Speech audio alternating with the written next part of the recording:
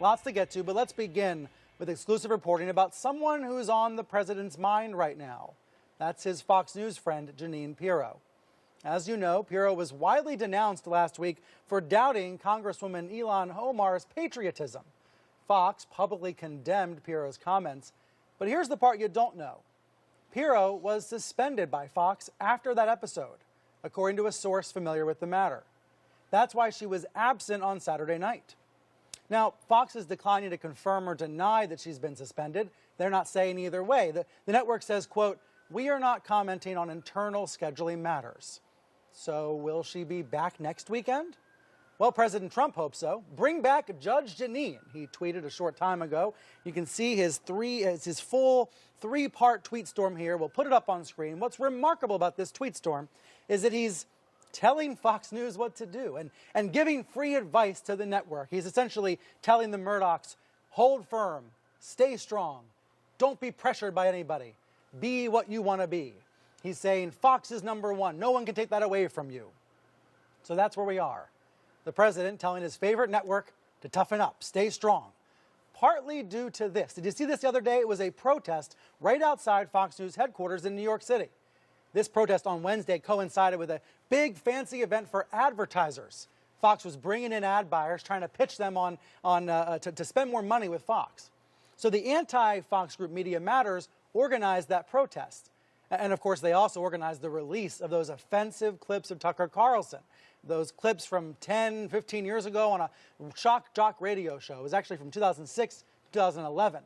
But Media Matters says those clips are relevant today because of Carlson's behavior on the air today. So look, Fox right now has multiple issues on multiple fronts. Carlson is one issue, Pirro is another, and these attempted ad boycotts might be the most important issue of all. Joining me now to talk all about this is Katie Rogers, a White House correspondent at the New York Times. Nayyera, she's a former Obama White House senior director and a host on Sirius XM Progress, and Baltimore Sun media critic David Zurawik. Katie, let's begin with the tweets about Judge Jeanine Pirro. The president loves this show. He must have been flustered when it wasn't on the air. Right, he watches it every week. I think we know that he tunes in every week. It's a primetime Saturday night thing for him. He tweets for his supporters to tune in with him. It's like a live experience for him. We know that he calls in when he feels like it. In January, he spent, I think, 35 minutes talking to Jeanine about the need for a national emergency over the border. So to cut this sort of oxygen off is a big deal to him. Right, even just temporarily, even if it's only for a week or 2 weeks. By the way, I have no indication that she's been fired. My source specifically said Pirro has not been fired. So she will be back, David Zurawik, but she's in the penalty box right now. Does it surprise you that Fox preempted her show this weekend? Does it surprise you that they're drawing a line on this? You know, I was expecting last night. I went to record it because I wanted to write about it, and I said, "Whoa, she's not there. What's going on?" And you're reporting now that she was suspended. So they weren't. You know, I think I'm not surprised given the look. It's news in this sense to me, Brian. I think them suspending her and the president sending out these remarkable, just utterly remarkable tweets for the president of the United States, telling a cable channel what to do on with three tweets in a row.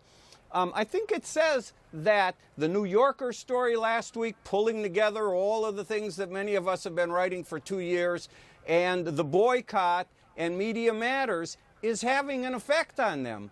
And I really think it's a bottom line effect. They can say, oh no, we're just moving Tucker's ads to other day parts, blah, blah, blah. Look, you take ads out of prime time and you move them to another day part, you're talking about a smaller audience, a reduced rate unless you give them multiple plays. You can't keep doing that forever, you know? Let me put on screen Tucker's Friday night ads versus Chris Hayes on MSNBC, and viewers can see the difference here. About 11 minutes of ads on Tucker Carlson's show versus 16 minutes of ads on Chris Hayes' show. Other cable news shows may have up to 20 minutes of ads. So Tucker's show has definitely taken a hit as a result of this progressive group ad boycott. Nayyera, I wonder what your view is of these ad boycott efforts, though, because they are very controversial. And a lot of folks in television networks say it is inappropriate for anybody, partisans on any side, to be advocating an ad boycott. Well, there's two ways that people make their voices heard in our democracy: at the ballot box and also when they fork over money for a product. And in that sense, what you end up watching on TV is part of the product that you're receiving. So organizations across the political spectrum, right and left, have been using this tactic of social consciousness and awareness to influence how coverage is done. Now, to be frank, Judge Pirro's show is not a news show. It is an opinion show. So it's interesting to see that opinion that she espouses on her show is now being countered by the opinion of many consumers and them using their power. It would be shocking, I think, if after her comments about Muslims having not being part of the fabric of American life and not being able to be loyal to America, and the New Zealand attack happening the night before her show is supposed to air, if she was on air having to either apologize, which I don't think that anybody at Fox is ready for her to do publicly, or for her to double down in light of what these attacks were. Either way, the comments that she had made last week about Ilhan Omar were a part of a much broader fabric of how people are justifying the attacks on immigrants, the attacks on immigration policy, and are part and parcel of a broader white nationalist rhetoric. So probably better for her and all involved that she wasn't on TV last night. That's an interesting point. I mean, she had several advertisers say they're avoiding her show. Carlson's show has had the same. And there's that graphic showing Tucker versus Chris Hayes, just one night to show you the difference between the two programs. Look, David Zurawik, Media Matters is a clearly anti-Fox group. It's a liberal group. It unearthed all those old clips of Tucker on the radio. Then the Daily Caller, which was co-founded by Carlson, brought up some old comments that the head of Media Matters had made in the past that were offensive and gross. So there was this back and forth, both sides pointing fingers. Is all of that a distraction, though? Brian, I think it's much worse than a distraction. When I saw the show last week that Carlson did, where they brought up the blog post of Angelo Carson, I looked at it and I thought, I was so dispirited. It reminded me of 2009, one of the low points in cable news, when Keith Olbermann and Glenn Beck were calling on air for, quote, dirt on the other party. It was almost as if they were putting a bounty on each other. And I thought, is that the conversation of democracy that we want on cable news? Now, well, maybe the marketplace, I don't know what, but both of those folks got pushed to the margins. They didn't get silenced. They got pushed off the big platforms they were on, MSNBC and Fox. And I thought that's the way it should work. Don't silence them, move them off. But that's exactly where Tucker Carlson was taking this thing again with his attack on Media Matters rather than responding to the charges. And by the way, Brian, what he said on Bubba the Love Sponge in 2006 to 2011 is one thing. It's sickening, it's disgusting, it's vile. It says so much about what kind of person he is. But what bothers me more is what he said in December about immigrants, about letting people into this country and that making us poorer and dirtier and more divided. That's the rhetoric of Trump, and that's the rhetoric going to the base of anti-immigration, racist talk. He got a pass on that. The boycott started and then the holidays kicked in and it kind of fizzled. It's coming back. I think that's part of what we're seeing now. That's ugly, ugly stuff that he does. And I'll tell you what, I don't like an ideological group necessarily starting the boycott. But you know what? If it gets people like him off the air, I'm fine with it. Now, Tucker is claiming that most media outlets want Fox to get shut down. Here is what he said at one point this week. They would like Fox News shut down tomorrow. The other news channels agree with that. They would like it too. They're trying to do it now.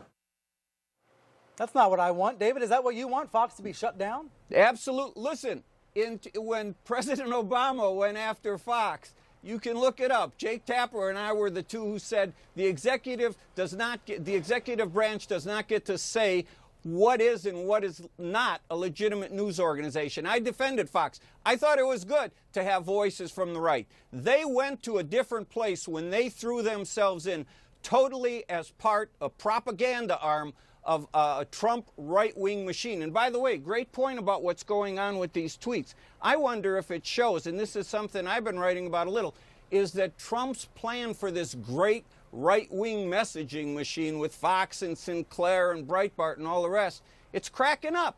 He's really lecturing Fox, saying, hey, you guys have to do what I say. Judge Pirro's upset about this. I'm telling you, put her back on. If they stand their ground on this, I'm sure it's Fox trying to say, hey, we're not totally under his control. We're not a propaganda arm. And they might need to do that for their own financial reasons right now. I mean, for the record, if Tucker Carlson's watching, I don't want Fox News shut down. I just want Fox News to be a healthy part of the media ecosystem. And the spread of misinformation that happens on these programs is unhealthy. I think it's as simple as that.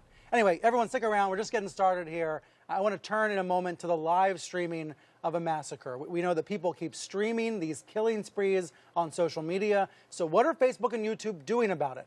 After the break, I want you to meet Andy Parker. His daughter, Allison Parker,